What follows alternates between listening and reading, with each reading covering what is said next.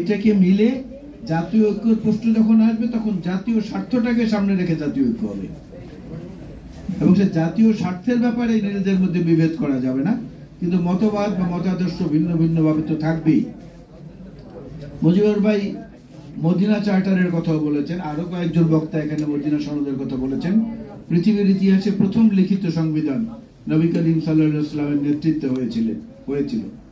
সেখানে একটা কথা ছিল যে কোনো ব্যক্তির অপরাধকে সে অপরাধী হিসাবে ওই ব্যক্তিকে বিবেচনা করা হবে, ওই সম্প্রদায়কে নয়।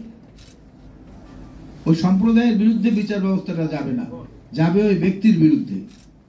তার অর্থ এর মধ্যে থেকে বোঝানো হয়েছে যে কোনো মানুষ যদি ভুল করে সে ভুলের মাসুল তাকে দিতে হবে, গোটা গোষ্ঠীর উপরে এই দায় চাপানোটা সঠিক হবে না।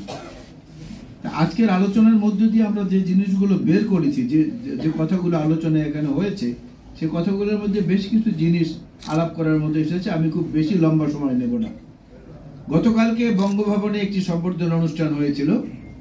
সেখানে বিজয় দিবস অর্থাৎ স্বাধীনতা প্রাপ্তির পরে, বাংলাদেশের মুক্তিযুদ্ধের বিজয়ের পরে যে তারিখ পাকিস্তানি বাহিনী আত্মসমর্পণ করেছিল সেই দিনটায় সেখানে সবাই অংশগ্রহণ করেছেন।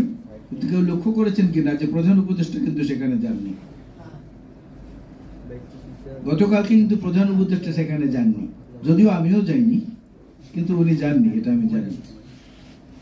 আর কারাগারে থাকার কিছু অভিজ্ঞতার কারণে বলছি, আমি এই গত 15 বছরে 2167 দিন জেলখানায় কাটিয়েছি। 6 বছর থেকে মাত্র 23 দিন কম। এবং এটার মধ্যে বহু রকমের ঘটনা ছিল। যেমন এই সর্বশেষ কারা জীবনে জামাতের সম্মানিত আমির সাহেব এবং আমি পাশাপাশি কক্ষে ছিলাম কাশিমপুর 2-এ। ওনার ইমামতিতে আমরা নামাজও পড়েছি, জামাতে নামাজ আদায় করেছি বিভিন্ন সময়। সেই অভিজ্ঞতার কারণে বলছি যে কোনো মানুষ যদি কোনো জিনিস থেকে একটু দূরে থাকে, স্পর্শ থেকে দূরে থাকে, তার দৃষ্টিটা যেরকম হবে, যে একদম কাছে আছে তার দৃষ্টিটা কিন্তু সেরকম হবে না।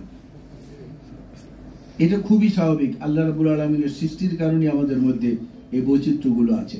যেমন ইংরেজিতে একটি শব্দ আছে ফিয়ার, FEAR।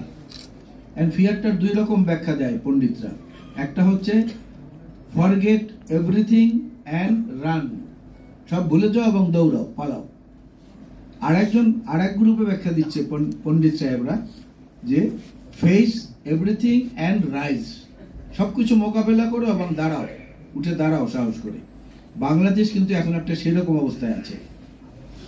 আমরা বারবার করে আওয়ামী লীগের কথা বলি, ভারতকে আমরা আধিপত্যবাদ মনে করে তাদেরকে বকাঝকা করি, অভিসম্পদ দেই, কিন্তু কিছু কথা তাদেরকে আমাদের জোরে সোরে বলা উচিত, যে কথাগুলো অত্যন্ত কৃতিত্বের দাবিদার হিসাবে মুসলিম সম্প্রদায়ের মানুষরা বলতে পারে।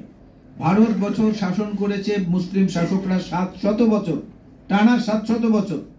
যদি মুসলিম শাসকরা সাম্প্রদায়িক হতো তাহলে ভারতে অন্য কোনো ধর্মের মানুষ থাকতো না। মুসলিম শাসকদের গড়া তাজমহল, মুসলিম শাসকদের গড়া দিল্লি, মুসলিম শাসকদের গড়া লাল কেল্লা, জয়পুর এবং অন্যান্য যে প্রতিষ্ঠান, আগ্রার তাজমহল, এই সবগুলোকে টিকিট বেচে ইন্ডিয়ানরা খায় এখনো।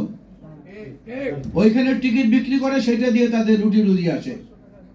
কলকাতায়, চেন্নাইতে, ভেলোরে দেখেন গত কয়েকদিন পর্যন্ত কি অবস্থা হয়েছে। সেখানের ব্যবসায়ীরা রাস্তায় নেমে হাহাকার করছে। বাংলাদেশি পর্যটক যাচ্ছে না, বাংলাদেশি রোগীরা যাচ্ছে না। তাদের ওখানে দুর্ভিক্ষ অবস্থার মতো তৈরি হয়েছে। তারা নিজেরাই বলছেন যে 10% এখন আসে না, আমরা সরকারকে বলবো এই ব্যাপারে তড়িৎ পদক্ষেপ নিতে। তাদের সরকারকে তারা বলবে। দিল্লি গেটের ওই জায়গাটা যদি কেউ ক্রস করে থাকেন তাহলে দেখবেন যে দিল্লি গেটে ব্রিটিশ বিরোধী আন্দোলনে শহীদ যারা, তাদের নামের একটা তালিকা আছে। এই তালিকার মোট সংখ্যা হচ্ছে 82,000 সামথিং, 83,000-এর চেয়ে কম। এর মধ্যে 62,000 হচ্ছে মুসলমান। মুসলিম শহীদদের সংখ্যা হচ্ছে 62,000। আজকে তারা হঠাৎ আবিষ্কার করে ওই জায়গায়, ওই মসজিদের জায়গায় এর আগে একটা মন্দির ছিল, ওই মসজিদের জায়গায় এর আগে একটা মন্দির ছিল। আরে বেটা, এত বছর পর্যন্ত সেই মন্দিরগুলো কোথায় ছিল? বা বরং বাংলাদেশের মানুষ আমরা দেখিয়েছি এই সর্বশেষ শারদীয় দুর্গাপূজা যেটা, তখন মাদ্রাসার ছাত্ররা, ওলামা মাশায়েখরা এবং জাতি ধর্ম নির্বিশেষে সকল মুসলমান সম্প্রদায়ের মানুষরা তাদের মন্দির পাহারা দিয়েছে।